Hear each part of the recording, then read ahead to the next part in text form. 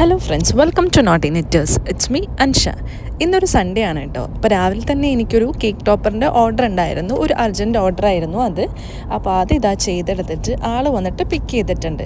പക്ഷേ പിക്ക് ചെയ്ത് കഴിഞ്ഞിട്ട് കുറച്ച് കഴിഞ്ഞപ്പോൾ തന്നെ കസ്റ്റമർ വിളിക്കുന്നു. അതിൽ ഒരു സ്പെല്ലിങ് തെറ്റുണ്ട്.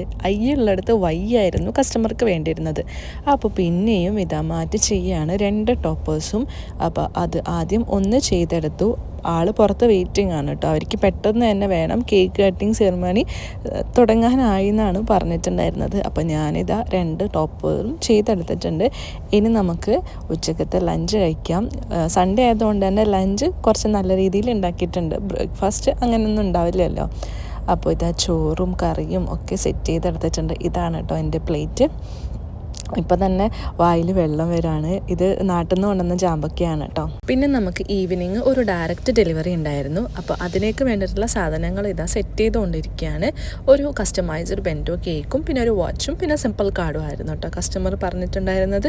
അപ്പോൾ അത് രണ്ടും സെറ്റ് ചെയ്തെടുത്തു. ഇതിൻ്റെ കൂടെ ഒരു സിംഗിൾ ഫ്രഷ് ഫ്ലവറിൻ്റെ ബൊക്കെയുണ്ട്. അത് ഞാൻ പോകുന്ന വഴിക്ക് വാങ്ങിക്കാമെന്ന് വിചാരിച്ചു.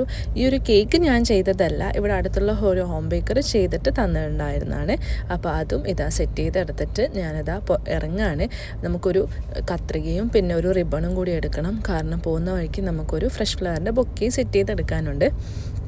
അപ്പോൾ ഇതാ അവിടത്തേക്ക് പോയിക്കൊണ്ടിരിക്കുകയാണ്. കറാമ ഉണ്ടോ ലൊക്കേഷൻ വന്നിട്ട്. അപ്പോൾ പോകുന്ന വഴിക്ക് ഞാൻ ആദ്യം ഒരു സ്റ്റോപ്പ് ചെയ്തിട്ട് ഫ്രഷ് ഫ്ലവർ വാങ്ങിക്കാമെന്ന് വിചാരിച്ചു. അപ്പോൾ അവിടത്തേക്ക് പോവാണ്. സൺഡേയും അതുപോലെ തന്നെ സാറ്റർഡേയ്സും ഞാൻ കഴിയുന്നതും പോയി തന്നെ കൊണ്ടുകൊടുക്കാൻ നോക്കാറുണ്ട്. പിന്നെ അതുപോലെ വീക്ക് ഡേയ്സിൽ എവിടെയെങ്കിലും അടുത്താണെങ്കിൽ പോയി കൊണ്ടുകൊടുക്കും കേട്ടോ. അപ്പോൾ ഇതാ ഫ്രഷ് ഫ്ലവറിൻ്റെ ബൊക്കെ നമുക്കൊന്ന് റിബൺ ഒന്ന് ചേഞ്ച് ചെയ്ത് കൊടുക്കാം. ജസ്റ്റ് ഒരു ഫ്ലവറും പിന്നെ കുറച്ച് ജിപ്സം ഫ്ലവറും വെച്ചിട്ടായിരുന്നു കസ്റ്റമർ പറഞ്ഞിട്ടുണ്ടായിരുന്നു. അപ്പോൾ അത് ഇതാ സെറ്റ് ചെയ്ത് എടുത്തിട്ടുണ്ട്. അപ്പോൾ ഇത് മൂന്നും നമുക്കിന്ന് പോയിട്ട് ഡെലിവറി ചെയ്യാം.